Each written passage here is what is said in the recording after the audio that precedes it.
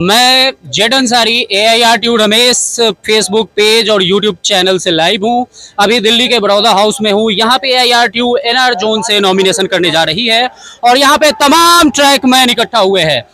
Trackman से ट्रैकमैनों का सवाल पूछेंगे और उनको कितना उम्मीद AIRTU से है उसके बारे में जानेंगे और उनको क्या लगता है अगर ट्रैकमैन इस चुनाव में पार्टिसिपेट करेगी तो उसका क्या रिजल्ट होगा, क्या परिणाम होगा और ट्रैकमैनों का लाइफ कैसे बदलेगा। इन तमाम मुद्दों पे आज हम सवाल करेंगे और जवाब भी लेने की कोशिश करेंगे। देखिए, सवाल किसी नेता से पूछा जाए तो उसका जवाब गोल मटोल होता है, तो हम किसी नेता को नहीं पकड़ेंगे बल्कि सिर्फ और सिर्फ ट्रैकमैन को पकड़ेंगे और ट्रैकमैन से ही ट्रैकमैन का जवाब भी लेने की कोशिश करेंगे। तो आप लोग से पहले तो ये निवेदन जरूर रहेगा कि इस चैनल को ज्यादा से ज्यादा सब्सक्राइब कीजिए और सभी जगह शेयर अवश्य कीजिए। सबसे पहले हम अपने भाई से सवाल करना चाहेंगे। आप अपने बारे में बताएं, कहां से हैं और क्या है? भाई साहब, मेरा नाम अनिल गौतम है और मैं हापुड़ ब्रांच में उपाध्यक्ष के पद पर हूँ और ट्रैकमैन में मैं जॉब करता हूँ और रेलवे में 3 साल से कार्यरत हूँ। 3 साल से ये कार्यरत है। अच्छा, आपको क्या लगता है अगर AIRTU इस चुनाव में भाग ले रही है तो कैसा आप देखते हैं, ट्रैकमैन का लाइफ कैसे चेंज होने वाला है? भाई साहब, अगर AIRTU जीतती है तो ट्रैकमैन की जिंदगी में कोई बदलाव नहीं, चमत्कार होगा। एकदम ट्रैकमैन की जिंदगी में सुधार होगा और ट्रैकमैन को ये चीज महसूस होगी कि मैं सरकारी कर्मचारी हूँ। सबसे बड़ी बात यह है। और जो ट्रैकमैन की जो दशा इन अधिकारियों ने कर रखी है, जो उनके अधिकारों का जो शोषण करते हैं, उससे एकदम छुटकारा मिलेगा और एक तरफा हमें जीने का अधिकार मिलेगा, जीने की स्वतंत्रता होगी। ट्रैकमैन का तो जीवन भी इन्होंने प्रदूषित कर रखा पानी की तरह। जिस तरह पानी प्रदूषित होता है उसी प्रकार ट्रैकमैन प्रदूषित है। देखिए भाई, जैसा कि इन्होंने बोला कि लाइफ में बदलाव नहीं बल्कि चमत्कार होगा, तो ये ऐसा जो जज्बा है इनके अंदर, ऐसा जो मतलब एक उम्मीद की किरण दिख रही है, वो किस आधार पे आपको लग रहा है कि चमत्कार होगा? आपको कैसा लग रहा है कि AIRTU चमत्कार कर देगी? AIRTU ट्रैकमैन यूनियन है और आज के ज़माने में जो पूरी रेलवे में सबसे ज़्यादा शोषण होता है वो ट्रैकमैन का होता है। ट्रैकमैन ही सबसे ज़्यादा शोषित, वंचित और पिछड़ा अगर आप एक तरीके से कहोगे रेलवे में है। रेलवे में ट्रैकमैन कर्मचारी को ही सबसे ज़्यादा परेशान किया जाता है। AIRTU ट्रैकमैन की आवाज़ बन के उभरेगी और ट्रैकमैन को उसका हक दिलाएगी, हक ही नहीं स्वाभिमान दिलाएगी और ट्रैकमैन की आवाज़ बन के मुझे पूरी उम्मीद है कि AIRTU आगे आएगी और ट्रैकमैन की आवाज़ उठाएगी। अच्छा, आप ये बताइए, आप क्या बता सकते हैं कि अभी इलेक्शन नहीं हुआ है, इलेक्शन के पहले AIRTU का कुछ ऐसा अचीवमेंट जो ट्रैकमैन के कल्याण में बहुत आगे ले आया हो ट्रैकमैनों को? जी बिल्कुल। सबसे पहले तो मैं अपना परिचय बता दूं। मैं अपने उत्तर रेलवे के लखनऊ मंडल से मंडल मंत्री शिवचंद्र यादव बोल रहा हूं। दूसरा ये कि जो आपने सवाल पूछा है कि हमारे चुनाव से पहले क्या रुझान है, तो हमारे लखनऊ मंडल से लेकर के फिरोजपुर मंडल तक 5 डिवीजन की हम बात कर सकते हैं। न सिर्फ 5 डिवीजन की उत्तर रेलवे की बल्कि पूरे भारतीय रेल में एक आंधी सी आ गई है। जब से हमारा ट्रैकमैन कैडर नेता प्रतिपक्ष राहुल गांधी जी से मिला है, उसके बाद जिस तरह से ऐतिहासिक पल रेल मंत्री जो है हमको दावत बुलाते हैं, लंच में बुलाते हैं, ऐसा इतिहास में पहली बार हुआ है जब ट्रैकमैन शक्ति जो है किसी नेता प्रतिपक्ष से मिलती है, उसके बाद सरकार खुद बुलाती है और उनकी समस्याएं पूछती है।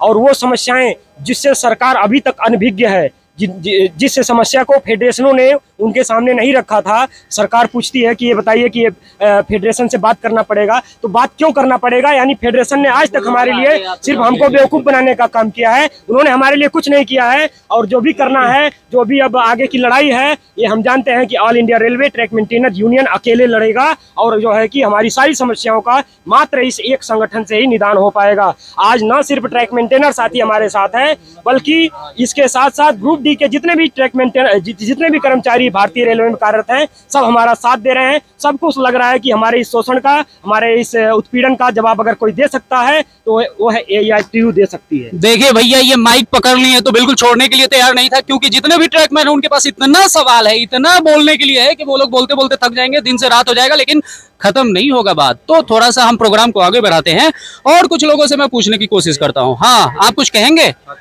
अच्छा ठीक है, बाद में, वो बिजी हैं। आप बताइए भैया, ये इन्होंने बहुत मतलब अपने वक्तव्य में बोला फेडरेशन को बहुत कोस रहे थे, क्या ऐसा कुछ है? क्या फेडरेशन आपके लिए काम नहीं करती है?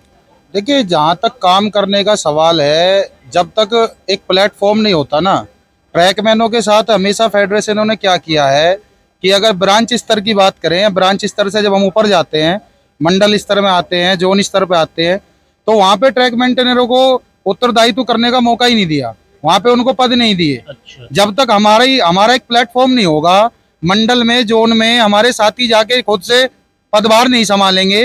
देखो, ट्रैकमैन का दर्द ट्रैकमैन समझेगा, कोई अन्य विभाग का कर्मचारी, हम ये नहीं कह रहे कि अन्य विभाग में परेशानियां नहीं है, परेशानियां सबके साथ है, मांगे सबकी हैं, सरकार से भी हैं, रेल प्रशासन से भी हैं, लेकिन उनका कोई ना कोई नेतृत्व कर रहा है, चाहे वो जोन लेवल पहले पे कर रहा पहले है। आप ये बताइए, AIRTU में पदाधिकारी है क्या आप? नहीं जी, मैं पदाधिकारी नहीं हूँ, मैं एक ट्रैक मेंटेनर हूँ और NR में मुरादाबाद डिवीजन में ADN हापुड़ के अंदर मैं कार्यरत हूँ। 5 साल की मेरी सर्विस है रेल के अंदर, और मैंने 5 साल में जो देखा है, सबसे बड़ा जो फेडरेशनों में मुझे जो लगा है, जो हमारी 2 सबसे बड़ी फेडरेशन रही है उत्तर रेलवे में, उनमें सबसे बड़ी कमी यही लगी है कि ट्रैकमैन का नेतृत्व भी नहीं है।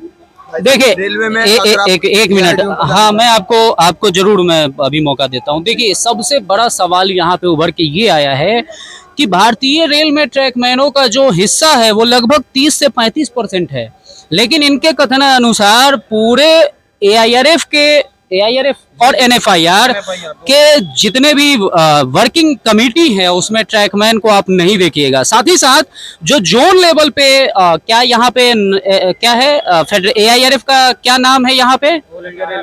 नहीं, वो नहीं, NR में NRMU और NFIR का URMU, NRMU और URMU में भी इनके कथन अनुसार ट्रैकमैनों की भागीदारी नहीं है, जबकि कायदे से ये होना चाहिए था कि ट्रैकमैन को नेतृत्व मिलना चाहिए था, अध्यक्ष या महामंत्री दोनों में से एक पद मिलना चाहिए था। और यही वजह है, यही जो एक तरह से जो दो नीति होती है, उसी से आज ट्रैकमैन गुस्सा होके अपना नेतृत्व खुद करने की प्रयास कर रहे हैं। अच्छा, कुछ लोगों